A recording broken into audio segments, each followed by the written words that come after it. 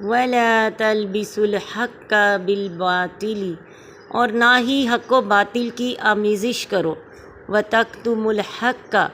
اور دیدہ و دانستہ سچی بات کو نہ چھپاؤ، وَأَنْتُمْ تَعْلَمُونَ، اور تم جانتے ہو۔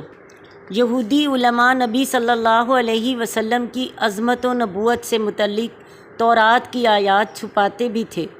اور کبھی کچھ بیان کرتے تو اپنی طرف سے کچھ باطل باتیں بھی ملا دیا کرتے تھے۔ مثلاً اپنے پیروکاروں سے کہتے کہ محمد صلی اللہ علیہ وسلم نبی تو ہیں لیکن ہمارے لیے نہیں بلکہ دوسروں کے لیے ہیں۔ یہودی علماء نے اس طرح کی کئی باتیں گھڑی ہوئی تھیں جس کے ذریعے وہ جان بوجھ کر حق چھپاتے اور حق و باطل کو ملا کر دھوکہ دینے کے طریقے اختیار کیے ہوئے تھے۔ اس آیت سے معلوم ہوا کہ ہر ایک کو چاہیے کہ وہ حق کو باطل سے نہ ملائے اور نہ حق کو چھپائے، کیونکہ اس میں فساد اور نقصان ہے، اور یہ بھی معلوم ہوا کہ حق بات جاننے والے پر اسے ظاہر کرنا واجب ہے